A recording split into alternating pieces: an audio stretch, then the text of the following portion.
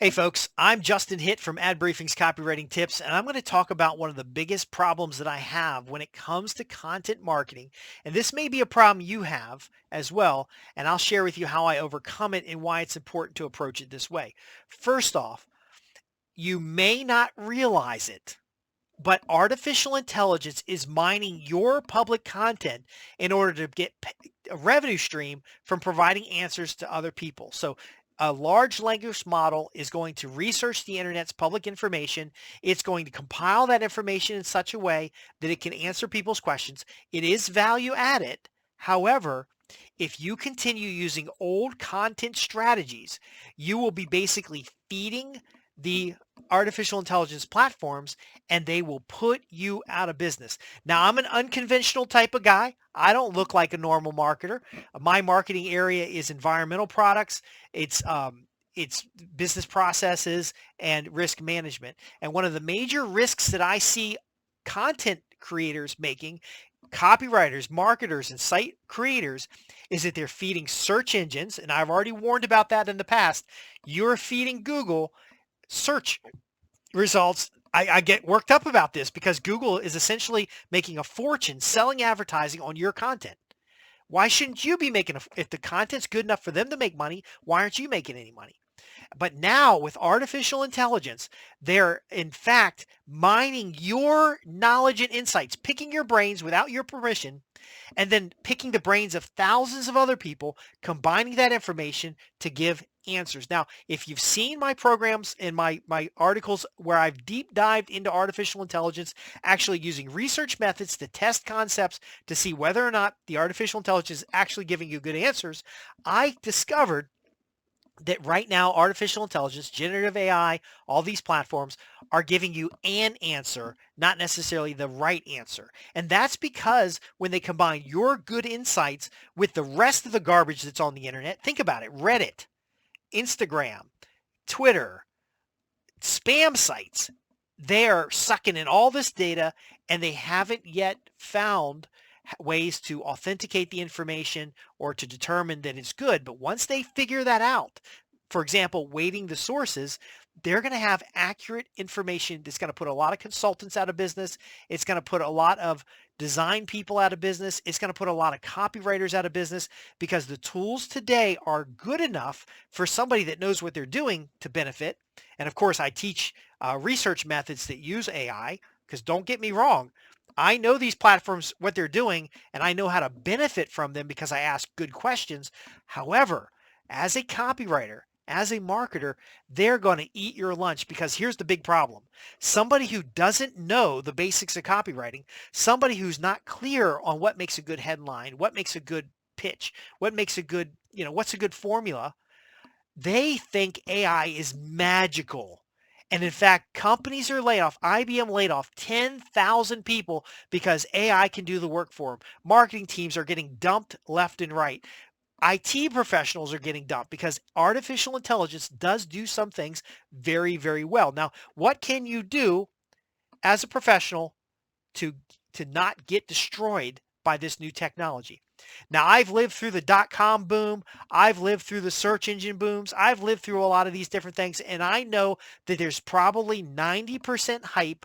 So I want to focus you on the 10% that is actually going to destroy the lazy, uncreative copyright. Now, I'm not talking about creative as in, a good story, but as in somebody who doesn't use innovation well, because that's one thing that AI cannot do at all today is to innovate.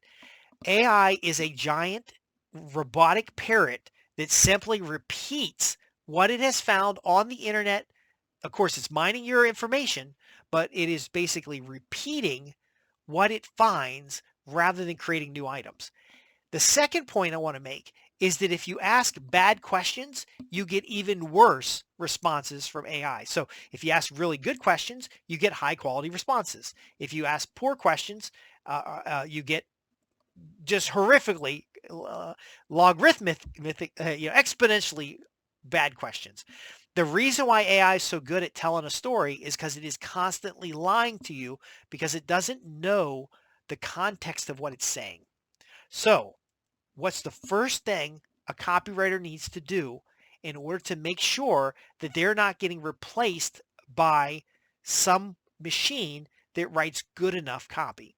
Well, we know that in most niche marketplaces that you can write good enough copy and make money.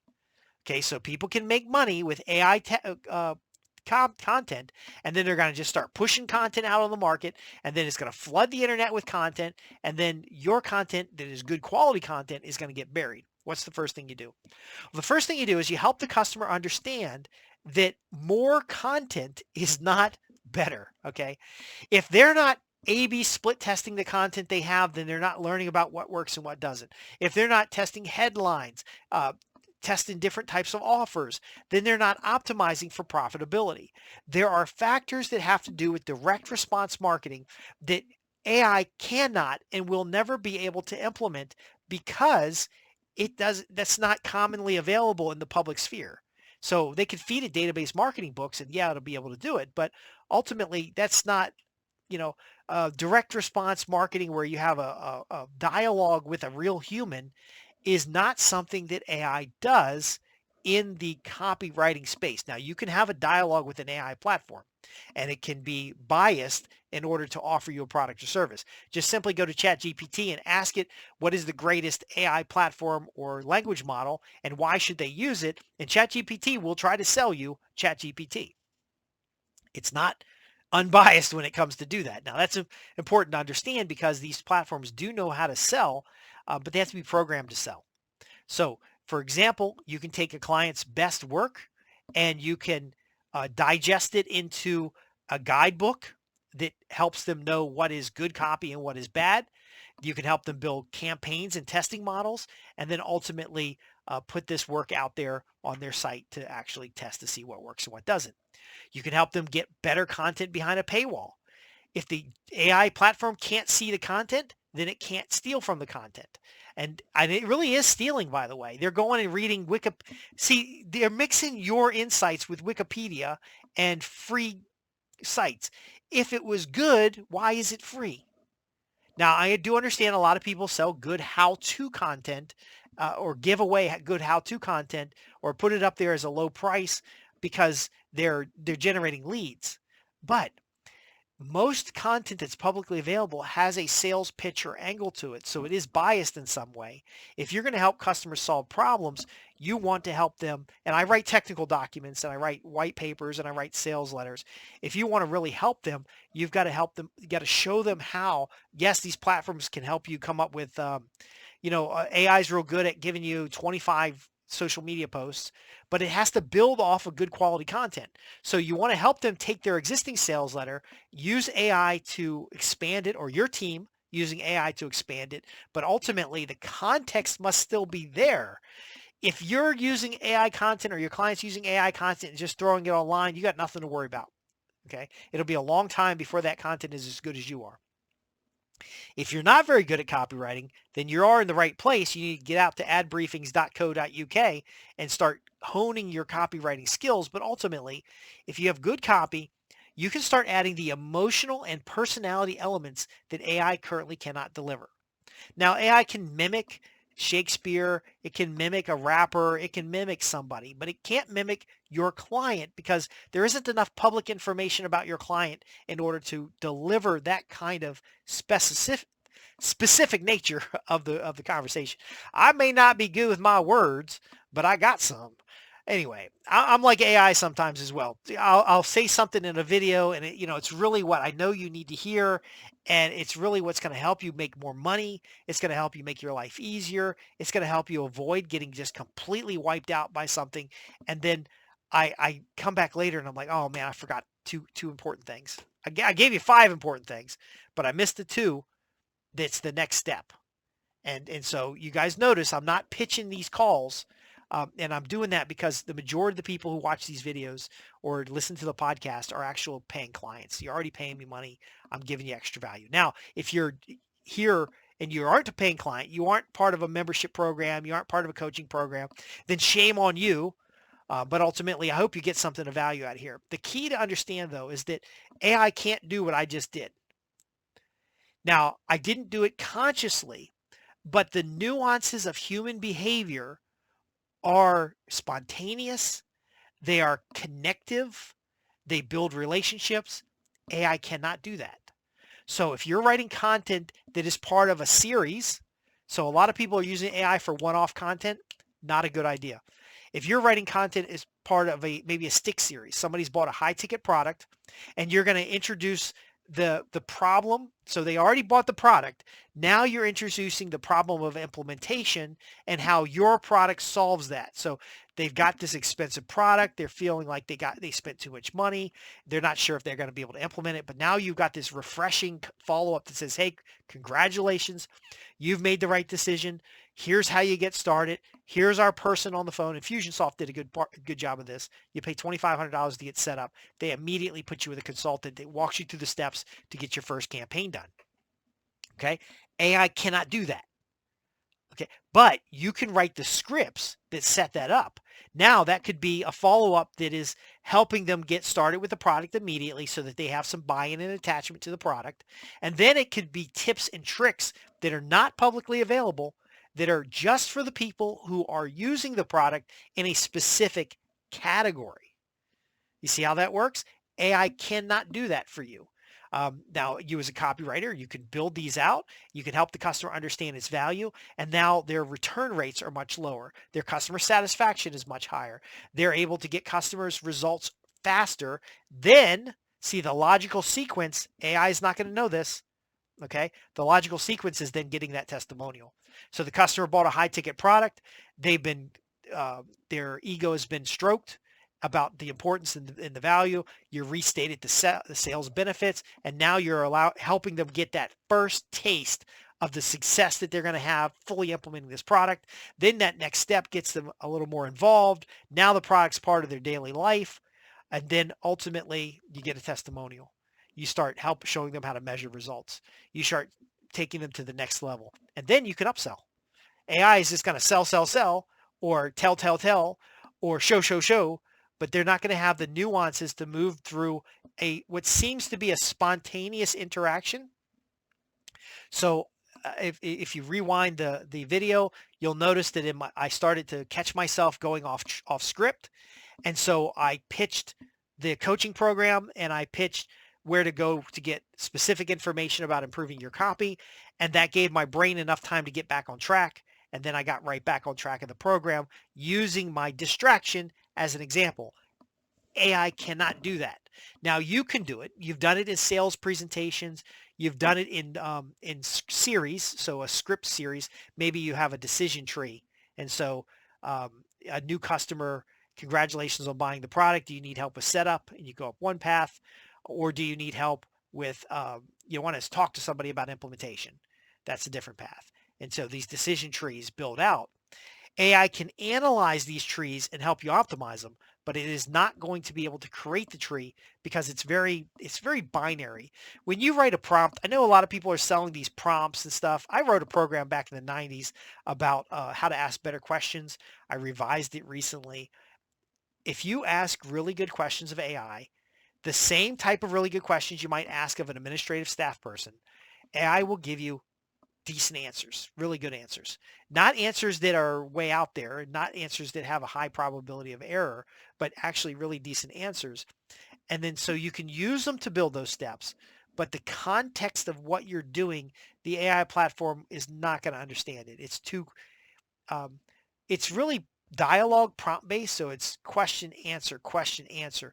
The AI doesn't really remember the 15 questions you asked before and then reframe its response based on the last one. Human brains do that all the time. Human brains can have interactions over 4 or 5 months. So the next tip you have is to be more interactive with your clients. Now, I offer group coaching calls because it gives people a chance to schedule something and to have 2 or 3 people on a call to discuss the challenge. Now, if AI is doing all the work for your client, there's nobody to discuss it with. There's nobody to brainstorm. There's nobody to spin ideas. The recall is great. AI can recall what has been done in the past. It can tell you about trends, but it isn't going to have the social pressure and emotional intelligence in order to deliver a package, a solution. So when you're working with clients, what you want to look at is how can you enhance their human experience as well as deliver specific outcomes that give them measurable results over time. So it's the incremental improvement approach.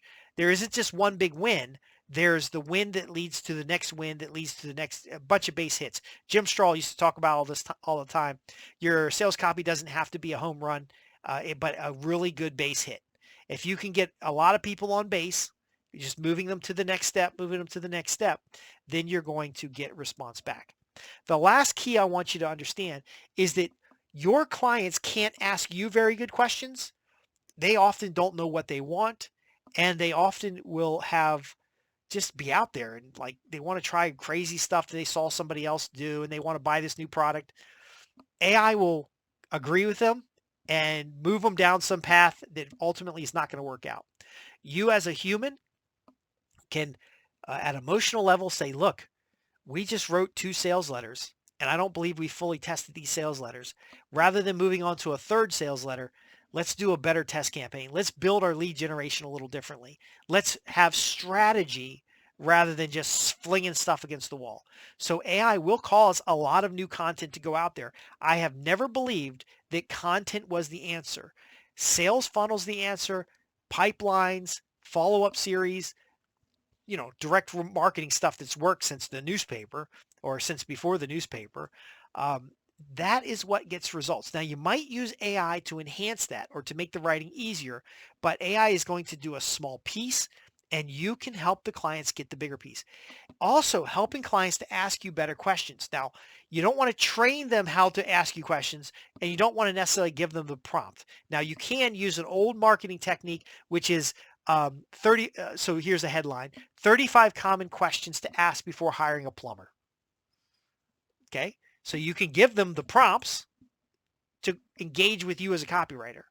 So you can say 23 things to ask a copywriter before using artificial intelligence, or how to get more from your copy, 12 ways to ask your copy how to generate more leads.